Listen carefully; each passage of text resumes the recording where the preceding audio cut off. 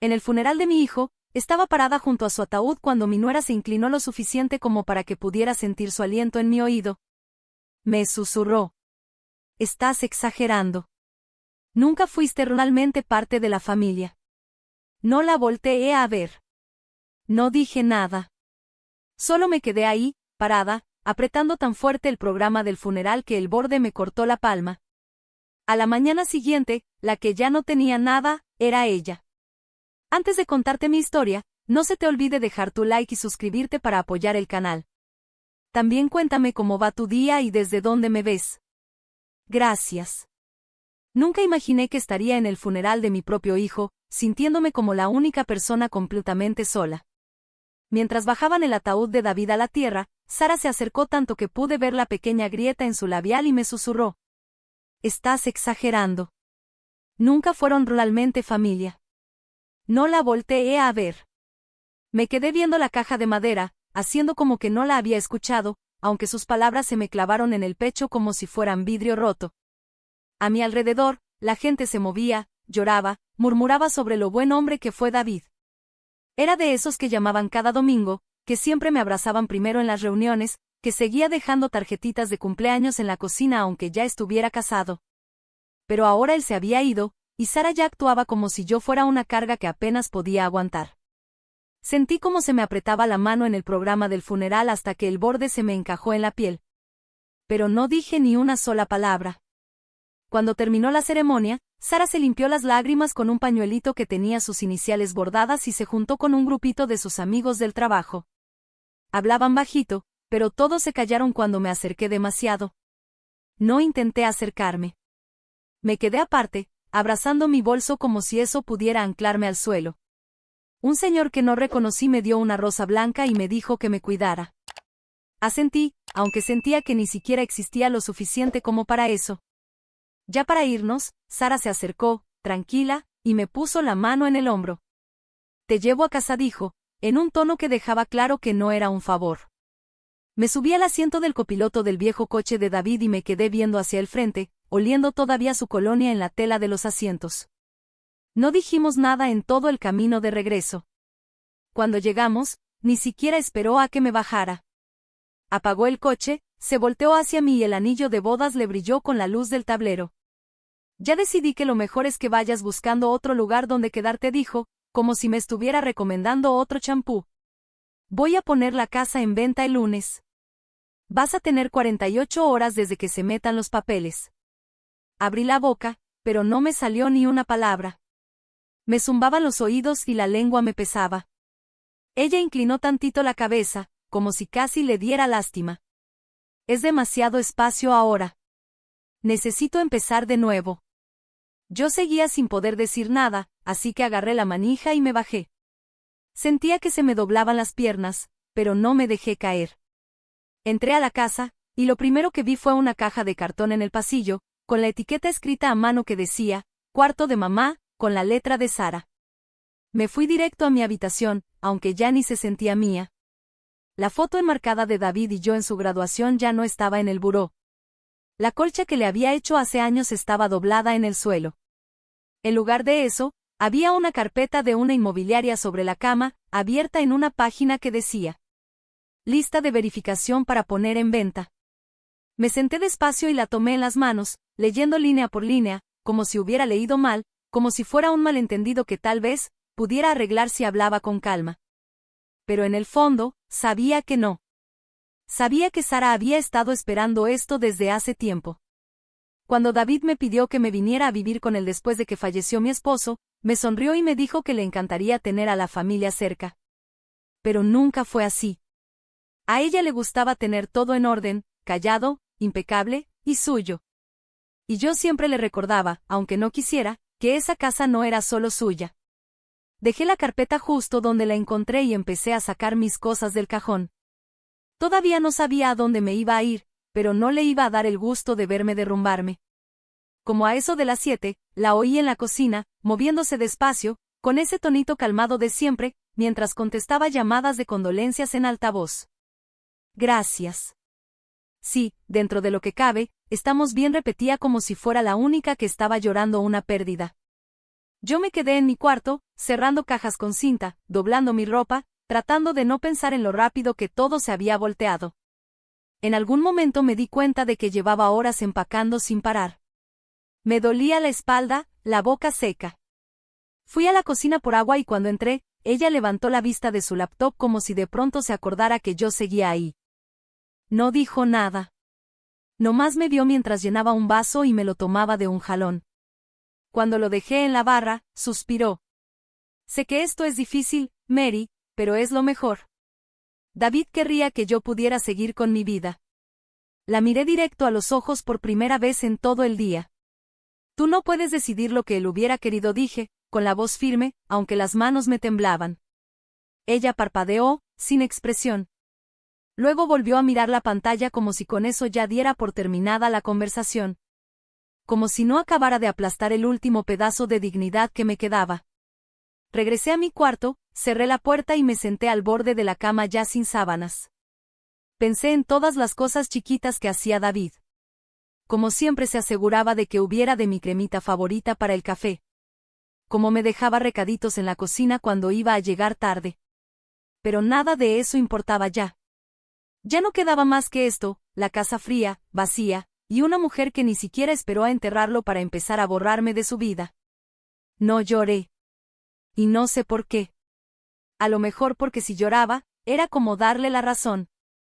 Como aceptar que había ganado. En vez de eso, me levanté, agarré el teléfono y llamé a la única persona en la que pensé, Evelyn, la excompañera de trabajo de David, la que me abrazó tanto rato en el funeral. Cuando contestó, ni siquiera la saludé. Solo dije: creo que necesito ayuda. Se quedó callada un momento. Luego dijo: ahorita voy. Y por primera vez en todo el día, sentí que tal vez, no estaba del todo sola. No me moví del borde de la cama por un buen rato después de colgarle. Tenía la cabeza llena de ese momento, repitiendo en mi mente cómo se oyó la voz de Sara cuando me dijo que nunca fui realmente parte de la familia, como si fuera algo que llevaba guardado desde hace años. Vi las cajas a medio llenar y la carpeta pegada con cinta que había dejado en la cama, y pensé en cómo todo esto empezó con una decisión que creí correcta. Hace 8 años, David me llamó una noche, con la voz bajita, medio apenado. Me dijo que estaban tratando de comprar la casa, pero que el banco les pedía un enganche más grande y que no les quisieron dar una extensión del préstamo. No me lo pidió directamente, pero lo noté en su voz. Había vendido la casa que compartía con mi esposo cuando falleció, y la mayor parte del dinero seguía guardada en una cuenta de ahorros que no había tocado. Le dije a David que lo ayudaría. Al principio no quiso, pero insistí. Le dije que yo ya no necesitaba una casa grande, y que lo justo era que su familia tuviera un lugar estable. Así que transferí el dinero para cubrir lo que les faltaba, y firmamos una escritura donde quedaba yo como copropietaria. Estaba tan agradecido que me abrazó ahí mismo, en medio de la oficina. Me acuerdo que Sara estaba sentada en una esquina, viendo su celular, como si todo eso no le importara. Como si fuera un trámite más. Esa noche, David me llevó una botellita de sidra espumosa y un pastelito con un glaseado que decía: nuestro hogar familiar, en azul. Guardaba el recibo del cheque de caja y la escritura en una carpeta que etiquetó como documentos de la casa. Me dijo que siempre se aseguraría de que yo tuviera un lugar ahí. Esa fue la última vez que me sentí realmente bienvenida. Ahora, sentada en ese cuarto vacío, me cayó el 20 de que esa carpeta podía ser lo único que me protegía de que Sara me echara a la calle como si nada. Agarré mi bolsa y fui a la puerta del garaje, pero ya estaba cerrada desde adentro. Intenté el panel de códigos, pero los números pitaron y parpadearon en rojo. Ya lo había cambiado. Sentí el estómago hacerse nudo, pero no tenía tiempo de entrar en pánico. Fui a revisar la puerta lateral, y cuando logré abrirla con cuidado, me deslicé al garaje y encendí la luz del techo. El archivero seguía ahí, contra la pared del fondo, donde David siempre lo tenía.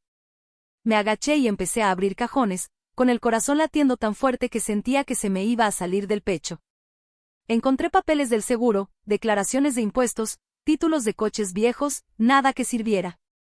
El último cajón se atascó. Tuve que empujarlo con el pie para abrirlo por completo. Ahí, debajo de un montón de manuales viejos y garantías vencidas, estaba una carpeta de acordeón marrón, amarrada con una liga.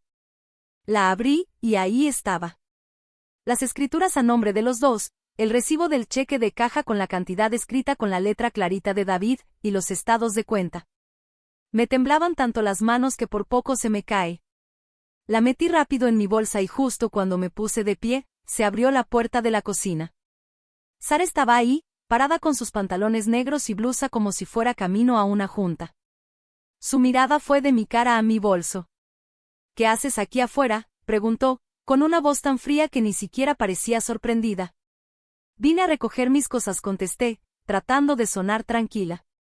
Dio un paso adelante y se paró justo en la entrada. Esto es propiedad privada. La miré directo a los ojos. Soy dueña de una parte de esta casa. Nada de lo que hay aquí me está prohibido. No discutió. Solo me miró fijo, con los labios apretados. Te tienes que ir, dijo al fin. Esta misma noche. No le respondí. Pasé junto a ella, regresé a la cocina y salí al pasillo. Sentía las manos empapadas de sudor sobre la bolsa. No quería que viera lo que llevaba, pero sabía que ya sospechaba. Apenas iba a medio camino hacia la puerta, cuando sonó el timbre. Por un segundo, nos quedamos paralizadas. Luego, ella se movió para abrir la puerta, con la mano suave en la perilla, como si tuviera todo bajo control. En el porche estaba Evelyn, con jeans y una Rebeca sencilla. Llevaba una bolsa de papel del súper en un brazo y me miraba directo a mí, no a Sara. Hola, Mari, dijo bajito. ¿Puedo pasar? Sara se plantó en la puerta, bloqueándola. No es un buen momento, soltó, con ese tono fingido que usaba cuando quería sonar amable pero no lo sentía. Evelyn no la peló. Siguió viéndome a mí. Creo que este es el momento justo, dijo, y el tono firme en su voz me aflojó el pecho. Asentí con la cabeza, solo una vez. Sara me miró, luego a Evelyn, y después otra vez a Evelyn. Está bien, murmuró al final, y se hizo a un lado. Evelyn entró y dejó la bolsa en la mesita del recibidor.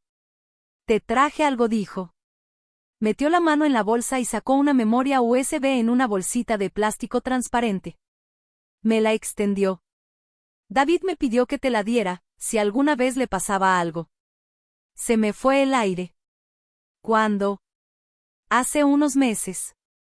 Me dijo que estaba actualizando su testamento y algunos archivos personales. No explicó por qué. Sara frunció los ojos, pero no dijo nada. Tomé la memoria y la apreté con fuerza en la mano. Sentía los bordes clavándose en la piel. Gracias, susurré. Evelyn asintió. Te espero afuera, dijo, y se regresó al porche sin mirar a Sara ni una sola vez. En cuanto se fue, la máscara de Sara se cayó. Eres patética, me dijo con desprecio. ¿Vas corriendo con tus amigos a pedir ayuda? ¿De verdad crees que una USB va a cambiar algo? No le respondí. Caminé derecho por el pasillo hasta mi cuarto. Metí la carpeta en mi bolso, cerré el cierre y agarré mi maleta. Podía oír la voz de Sara siguiéndome como un mosquito molesto. ¿Te vas? ¿A dónde vas a ir? Seguí caminando. No puedes quedarte aquí, gritó. ¿Te vas a arrepentir de esto? No volteé. En la puerta principal me detuve un segundo, respirando hondo, con la mano en la perilla. Giré apenas la cabeza para verla ahí parada, con los brazos cruzados. Tienes razón en una cosa, dije con voz firme, me voy esta noche. Y salí al porche, cerrando la puerta detrás de mí. Evelyn ya me esperaba junto a su coche. Sin decir nada, abrió la puerta del copiloto. Me subí, puse el bolso en mi regazo y, por fin, solté el aire que llevaba atorado desde el funeral. Casi no hablamos durante el camino al motel. Yo llevaba la memoria USB en la mano como si fuera el último pedacito de David que me quedaba. Cuando llegamos al estacionamiento, Evelyn apagó el motor y volteó a verme. Si necesitas algo, lo que sea, llama, me dijo con seguridad. Lo que sea, ¿eh? Asentí, aunque tenía un nudo en la garganta y no me salía la voz. Ella me apretó la mano. Lo siento mucho, dijo bajito. Él merecía algo mejor. Tragué saliva con dificultad. Los dos lo merecíamos. Ella esperó hasta que entré antes de irse. El cuarto era chiquito, solo una cama, una mesita y una lámpara. Pero era el primer lugar en todo el día donde no sentía que Sara tenía control sobre mí. Me senté en la cama y saqué la laptop de la maleta. Todavía me temblaban las manos cuando conecté la USB y abrí el único archivo que contenía, un video etiquetado, para mamá. La pantalla parpadeó y ahí estaba David, sentado en su escritorio, con la camisa azul de botones que le regalé en Navidad. Se veía cansado. Si estás viendo esto, empezó con voz rasposa, significa que ya me fui. Y lo siento. Necesito que sepas algo muy importante. Me apreté el puño contra la boca para no dejar escapar ningún sonido. David respiró hondo. He intentado protegerte, pero creo que no fue suficiente. Sara ha estado escondiendo cosas. Deudas. Usó mi nombre para sacar una línea de crédito sobre la casa. Me enteré el mes pasado. Iba a hablar contigo, pero David bajó la mirada, y luego volvió a verme a través de la pantalla. Si intenta sacarte a la fuerza, no la dejes. Tienes derechos. La escritura sigue a tu nombre. Busca ayuda si la necesitas. Lamento no haber hecho más. La pantalla se apagó y me quedé ahí sentada, viendo mi propio reflejo, sintiendo como si el suelo se hubiera abierto debajo de mí. Toda la rabia, todo el dolor, se mezclaron en algo distinto, algo parecido a decisión. Cerré la laptop y apreté la carpeta que traía en el bolso. Ella pensaba que podía borrarme, pero no sabía lo que David había dejado atrás. Y no iba a dejar que me quitara nada más. Después de ver el video, me quedé ahí, abrazando la laptop como si fuera el último pedazo de David que me quedaba. Tenía la boca seca y no podía ni recordar cuándo fue la última vez que comí algo. Me obligué a cerrar la compu, saqué la carpeta marrón del bolso y puse todo sobre la cama del motel, la escritura, el recibo del cheque de caja, el estado de cuenta y la USB. Todavía me temblaban las manos, pero por lo menos ahora tenía pruebas. Algo real. Algo que Sara no podía tirar a la basura. Agarré el teléfono y busqué el contacto que David me había pedido guardar hace años, un abogado que se llamaba Ben García. Lo ayudó con un problema legal en su chamba y me acuerdo que una vez me dijo, ese cuate es de fiar. Me quedé con el dedo sobre el botón de llamada varios segundos antes de presionarlo. La recepcionista que contestó sonaba tan amable que se me hizo un nudo en la garganta. Le expliqué quién era y por qué llamaba, con la voz entrecortada, raspada. Me dijo que el licenciado García estaba en el juzgado esa mañana, pero que me podía recibir en cuanto volviera, como a eso de la 1. Le di el nombre del motel y colgué. Me quedé viendo al techo un rato, pensando qué iba a hacer con esas próximas 4 horas. Al final me obligué a bajar a la recepción, solo para preguntar si había algún café cerca. El joven de la recepción ni me volteó a ver, solo me pasó un mapa de papel. Caminé un par de cuadras hasta un restaurancito y pedí un café con tostadas. Pero cuando me trajeron el plato, apenas si pude pasarme unos bocados. Sentía el estómago hecho nudo. No podía dejar de pensar en la cara de David en ese video. En cómo ni siquiera podía ver a la cámara cuando dijo que no había hecho lo suficiente. Se pasó toda la vida tratando de hacer felices a los demás, y ahora, yo era la única que quedaba para cumplir sus promesas. Cuando por fin fue hora de mi cita, guardé todo en el bolso. Revisé la habitación 3 veces, asegurándome de no dejar ningún papel, y pedí un taxi. El camino al despacho se me hizo eterno, aunque seguro no fue tanto. Iba viendo por la ventana, pero sin ver nada realmente. Cuando llegamos, le pagué al chofer y me quedé un minuto sentada en el asiento, con la mano apretando la carpeta contra mi regazo. Una parte de mí seguía dudando, pensando si tal vez estaba exagerando. Si Sara tenía razón y yo ya estaba viendo todo nublado por el dolor. Pero entonces me acordé de su voz la noche anterior, diciéndome que era patética, gritándome que me iba a arrepentir por irme. Respiré hondo, bajé del coche y entré al edificio. La recepcionista me saludó con un gesto amable y me ofreció un vaso con agua mientras esperaba. Le agradecí, pero lo rechacé. Me senté en una sillita en la esquina, abrazando mi bolso como si fuera un ancla. Unos minutos después, se abrió una puerta y un hombre alto, de traje gris, salió al pasillo y dijo mi nombre. Tenía ese tipo de rostro que no deja ver mucho, pero su mirada se suavizó en cuanto me vio. Señora Wilson, soy Ben García. Vamos a platicar, dijo con calma. Lo seguí a su despacho, que estaba impecable, lleno de títulos enmarcados y con un olor a madera pulida. Me hizo una seña para que me sentara, y luego él tomó asiento frente a mí. Lamento mucho su pérdida, dijo con voz tranquila. Asentí, sintiendo algo atorado en el pecho otra vez. Gracias, alcancé a susurrar. Él esperó en silencio, dándome tiempo. Y cuando estuve lista, simplemente dijo: Cuénteme todo. Así que lo hice. Le conté sobre la muerte de David, el funeral, como Sara me susurró que nunca fui parte de la familia, sobre las amenazas, el cambio de cerraduras, su tono cuando creía que nadie la oía. Le hablé de la carpeta marrón, de la escritura, el cheque de caja, y del video que David me dejó. Cuando terminé, tenía la garganta seca y las manos adoloridas de lo fuerte que las había apretado. El licenciado García no me interrumpió ni una sola vez. Cuando dejé de hablar, se inclinó un poco hacia adelante. ¿Puedo ver los documentos y el video?, preguntó. Se los pasé por encima del escritorio con una mano que sentía como si no fuera mía. Él abrió la carpeta, revisó cada hoja con cuidado, haciendo apuntes en un bloc amarillo. Cuando terminó, se recargó en el respaldo y me miró directo a los ojos. Tienes una posición muy sólida aquí, dijo con seguridad. Tu nombre aparece en la escritura. Tienes comprobantes de tu aportación económica. Legalmente, ella no puede echarte así nada más. Sentí que algo en mi pecho se aflojaba, pero él levantó un dedo antes de que pudiera respirar tranquila. Pero agregó: todavía podría intentar armar un caso alegando que eres inestable. Si mete una moción de emergencia diciendo que representas un riesgo o que no estás en condiciones, un juez podría autorizar una orden de desalojo temporal. Sentí la boca seca. Ya dijo que iba a hacerme ver como si estuviera mal de la cabeza, susurré. Él asintió, como si ya lo hubiera visto 1000 veces. Así es como suelen manejarlo. Pero tú tienes pruebas. El video es clave. Demuestra que David reconocía tus derechos y que sospechaba lo que Sara podría hacer. Eso pesa. Dejó los papeles con cuidado sobre el escritorio.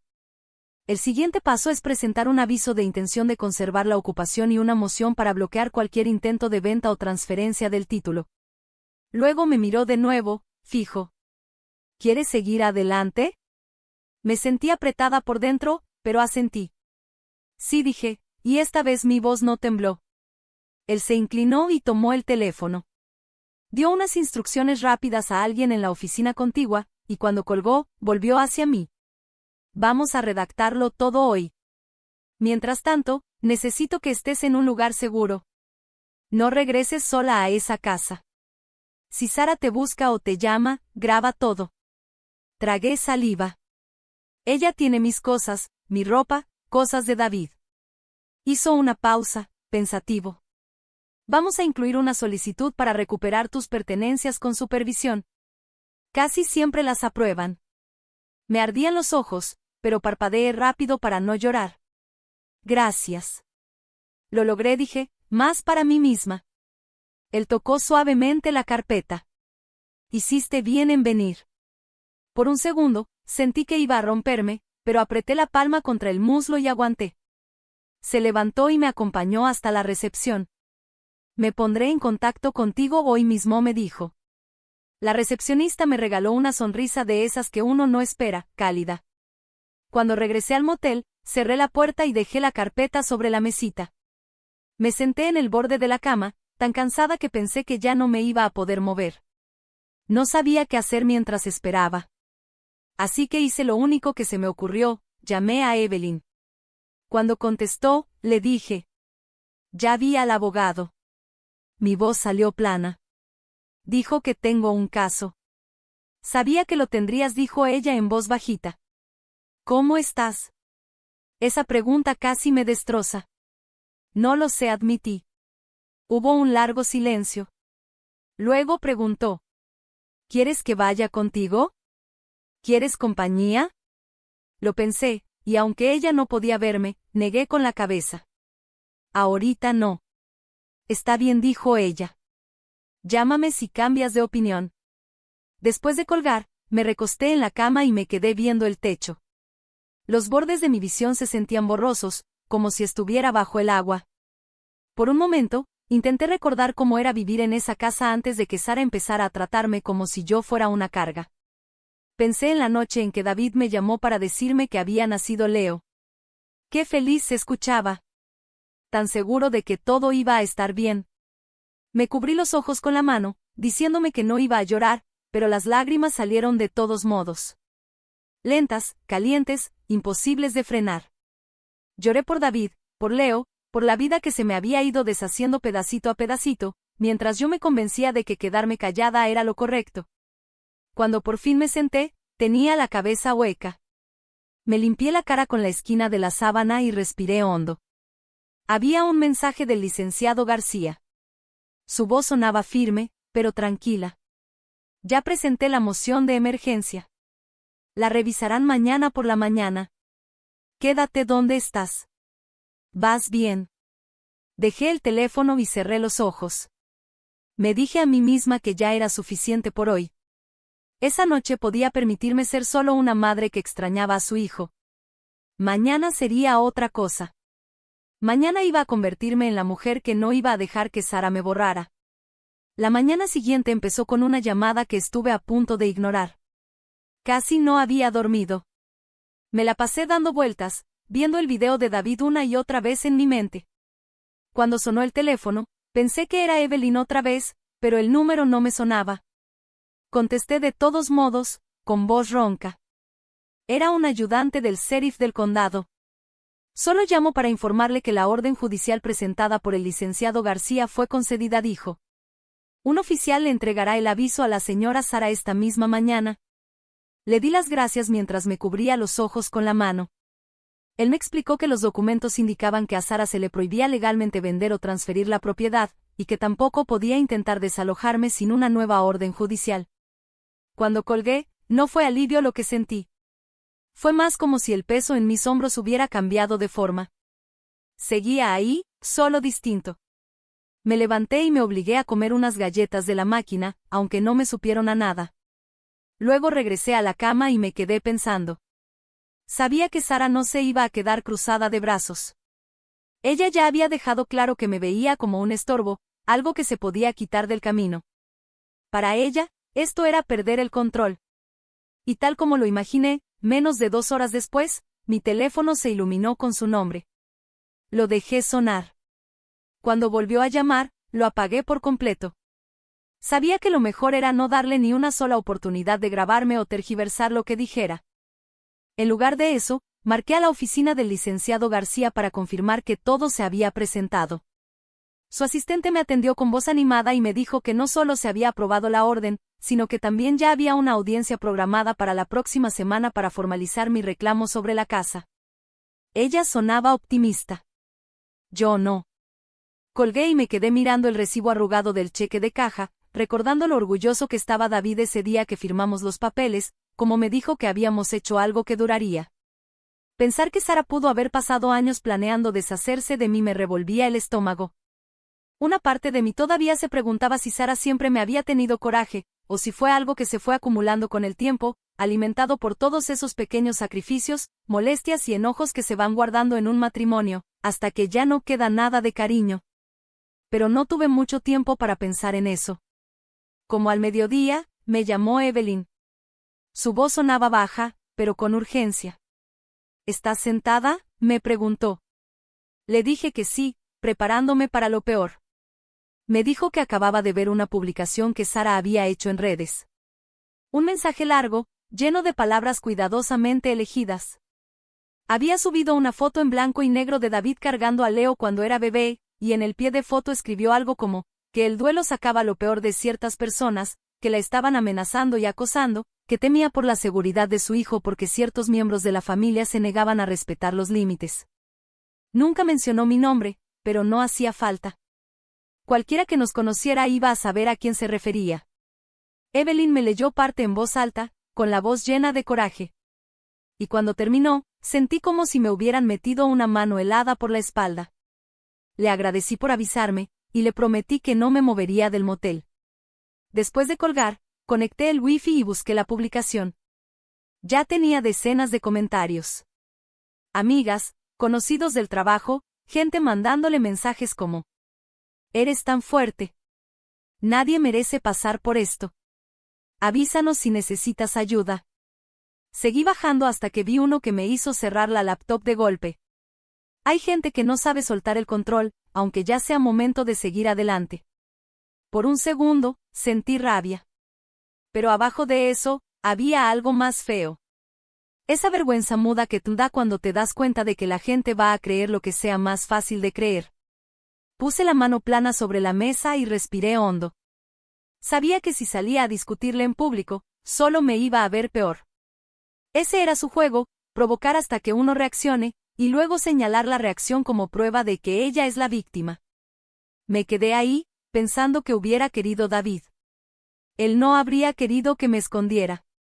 Pero tampoco que me pusiera a su nivel. Entonces sonó el teléfono otra vez. Era el licenciado García.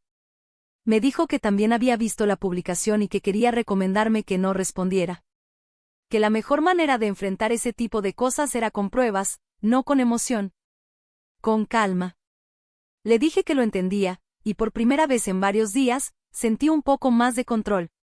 Antes de colgar, me preguntó si había pensado en hablar con algún medio local.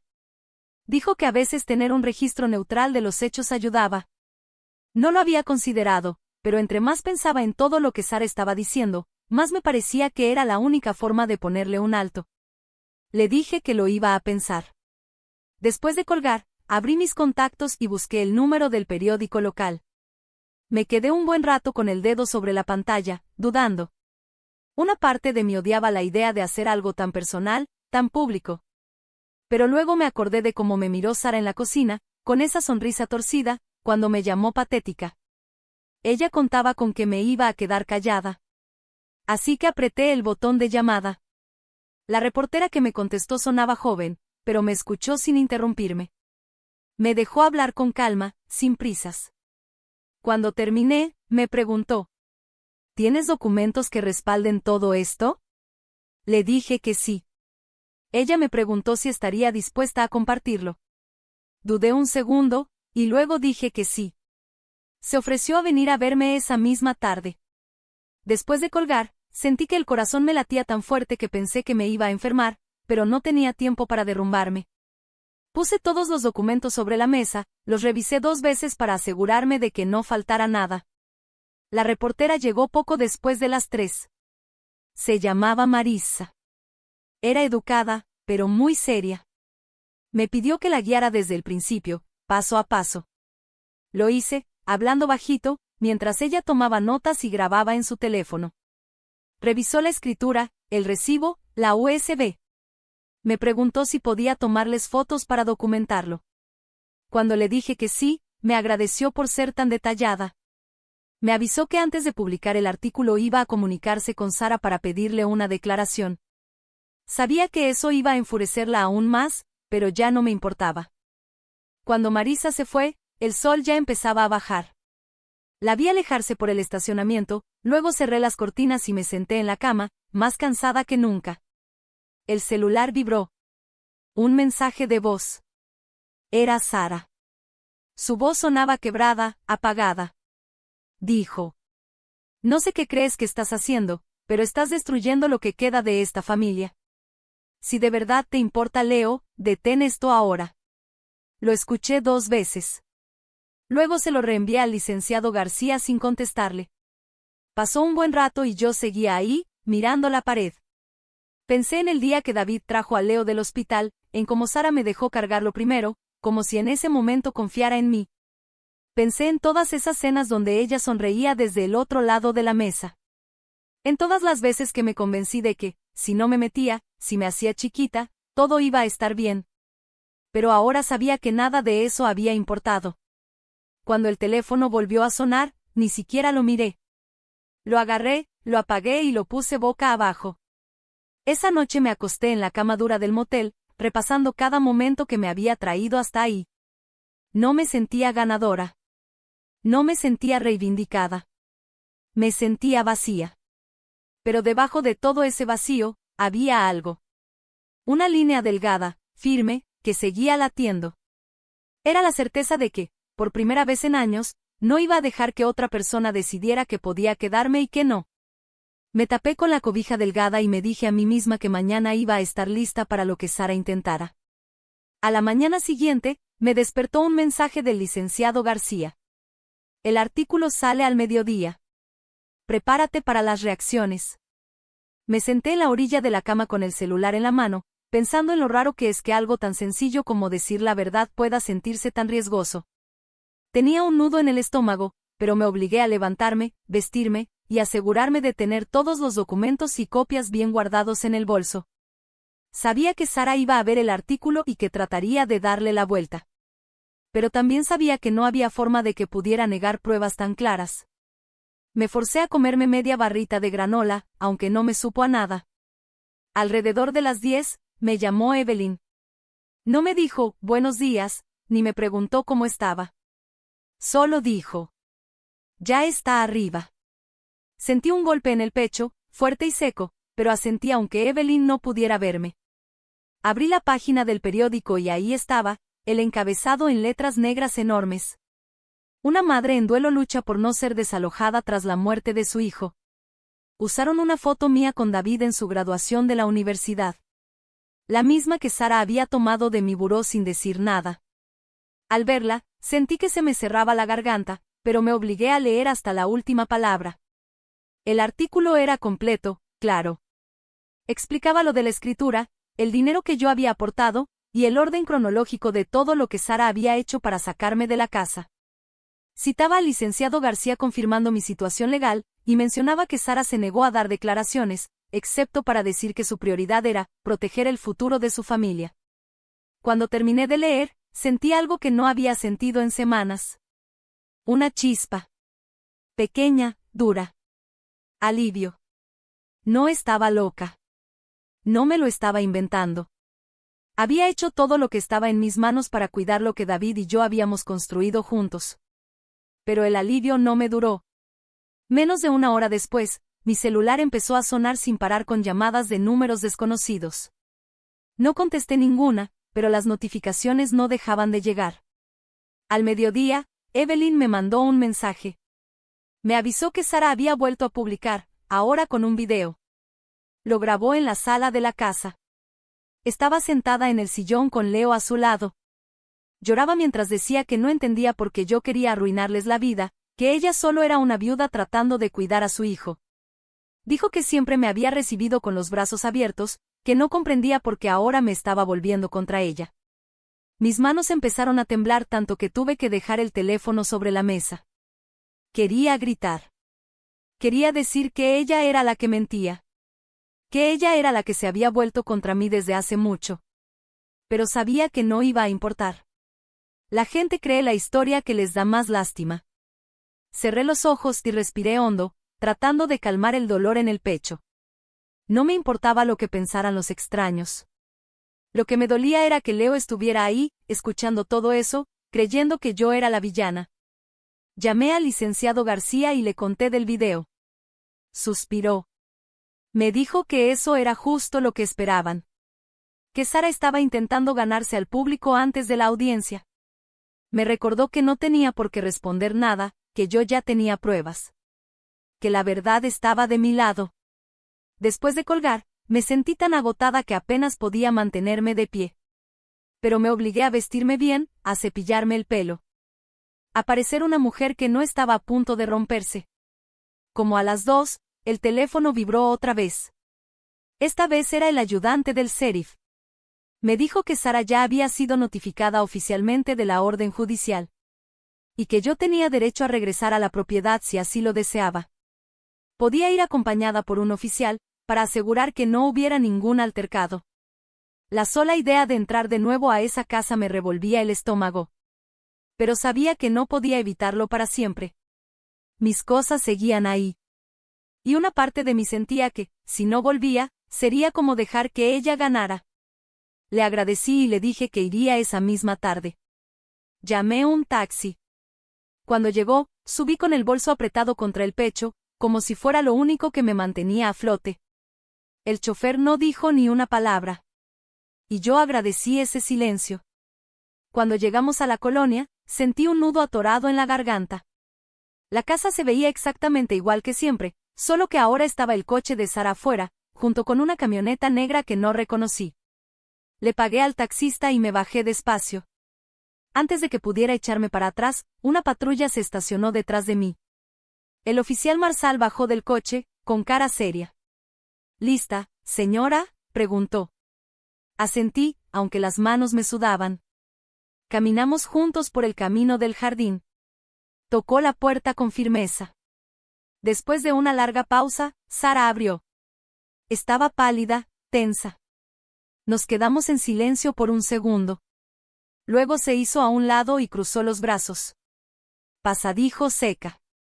Entré sin mirarla, directo al recibidor, tratando de ignorar cómo me seguía con la mirada. Adentro, la casa se sentía más chica de lo que recordaba. Había cajas por todos lados, montones de cosas que ya no reconocía. El oficial se aclaró la garganta. La señora Wilson está aquí para recoger pertenencias personales y documentar la propiedad. Sara no contestó. Solo se dio la vuelta y se fue directo a la cocina. Fui primero a lo que antes era mi cuarto. Alguien había vaciado los cajones sobre la cama, y tuve que revisar pieza por pieza para rescatar lo mío. Las manos me temblaban, pero no me detuve. Guardé mi ropa, las fotos enmarcadas, el joyero que David me había regalado. Al fondo del closet encontré la colcha que había hecho yo misma, hecha bola como si no valiera nada. La doblé con cuidado y la metí en la maleta. Mientras hacía todo esto, escuchaba a Sara en la cocina, abriendo y cerrando gabinetes. Me daba igual lo que hiciera, siempre y cuando me dejara en paz. Cuando terminé con el cuarto, caminé por el pasillo hacia el estudio. La puerta estaba entreabierta. La empujé despacio. Todo seguía igual que cuando David vivía. Sus libros llenaban los estantes, y sus papeles estaban perfectamente ordenados en el escritorio. Se me apretó la garganta al entrar. Quería llevarme algo suyo, algo que todavía oliera, pesara o supiera a él. Sobre el escritorio había una cajita de madera. No la reconocí. La abrí con cuidado y adentro encontré un sobre doblado, con mi nombre escrito a mano, por David. Se me nubló la vista, pero no lo abrí. Lo guardé en mi bolso, sintiendo su peso más fuerte que todo lo demás que cargaba. Cuando me di la vuelta para salir, Sara estaba parada en la puerta. Su cara era imposible de leer. Ninguna dijo nada al principio. Luego bajó la mirada al piso y murmuró. No sé por qué haces esto. Solo intento sobrevivir. Sentí un chispazo por dentro. Pero no era lástima. Era cansancio. ¿Sobrevivir borrándome?, dije en voz baja. Ella levantó la barbilla, con los ojos brillando de coraje. Tú nunca perteneciste aquí. Apreté la correa de mi bolso. Te equivocas, le dije. Yo estuve aquí antes que tú. No contestó. Solo se dio la vuelta y se fue. Me quedé ahí, con el corazón latiendo fuerte, respirando como podía. Luego caminé al pasillo. El oficial estaba esperándome en la entrada. ¿Lista?, preguntó. Asentí. Sí. Esperó a que cerrara la última maleta. Luego me ayudó a bajarla al porche. Cuando salí, escuché la voz de Sara detrás de mí. Te vas a arrepentir, dijo con voz temblorosa. No volteé. Caminé derecho hasta la banqueta y esperé mientras subían todo al taxi. Antes de meterme, miré por última vez la casa que una vez pensé que sería mi hogar para siempre. Ya no sentía que fuera mi casa. Tenía mucho que había dejado de serlo. Le di las gracias al oficial, me subí al asiento de atrás y cerré la puerta. Cuando el coche arrancó, sentí como algo dentro de mi pecho se aflojaba, como si al fin hubiera dejado de fingir. No sabía qué iba a hacer Sara después. Pero por primera vez en semanas, yo sí sabía exactamente lo que iba a hacer. Iba a leer la carta de David. Y luego me aseguraría de que ella nunca más tuviera la oportunidad de hacerme daño. Cuando regresé al motel, no deshice las maletas. Ni me senté, ni me quité los zapatos. Fui directo a la mesita junto a la ventana, dejé el bolso y saqué el sobre con mi nombre. Las manos me temblaban, pero me obligué a deslizar el dedo por la solapa hasta abrirlo. Adentro venía solo una hoja doblada a la mitad. Era la letra de David, clarita, escrita en mayúsculas. Respiré hondo y empecé a leer. Empezaba disculpándose por no haber sido más valiente antes. Decía que desde hace tiempo sabía que Sara tenía deudas escondidas, que había sacado tarjetas de crédito a su nombre y movía dinero entre cuentas para no levantar sospechas. Él creyó que podía arreglarlo, que si trabajaba lo suficiente, lograría ponerse al corriente antes de que se los tragara todo. Pero estaba cansado. Y tenía miedo de contármelo, porque sabía cuánto me afectaba. Escribió que jamás quiso que me sintiera como una carga. Que cuando me mudé a la casa, fue porque lo quiso así, no por compromiso ni por obligación. Dijo que estaba orgulloso de cómo había reconstruido mi vida después de la muerte de mi papá, y que me respetaba más de lo que yo alguna vez podría imaginar. Tuve que dejar de leer. Las letras se me empezaron a desdibujar en la página. Me tapé la boca con la mano, intentando contener el llanto. Pero se me salió de todos modos. Un sonido crudo, profundo, que no pude detener. Y por un rato, me permití sentir todo. El dolor, la culpa, y también el alivio de tener, al menos, esta verdad. Cuando por fin pude volver a respirar, terminé la carta. En las últimas líneas, me pidió que prometiera no dejar que Sara se quedara con todo. Escribió: no dejes que te convenza de que no perteneces a este lugar. Perteneces a donde tú decidas pertenecer. Doblé la carta con cuidado y la dejé sobre la mesa. Me dolía el pecho, pero ahora era distinto. Como si algo viejo por fin se hubiera roto, para que algo más fuerte pudiera crecer en su lugar. Me limpié la cara, tomé mi celular y lo volví a encender. Había más llamadas y mensajes. La mayoría de Sara. Otros de números desconocidos. No contesté ninguno. En lugar de eso, llamé al señor García. Le dije que quería seguir adelante con el proceso legal para reclamar mi parte de la propiedad. Y también pedir una restitución por los daños y gastos legales. Me dijo que ya tenía el papeleo listo. Sonaba tranquilo y confiado, y eso me dio algo de paz. Después, marqué a Evelyn. Cuando contestó, no traté de fingir que estaba bien. Leí su carta, le dije con la voz ronca.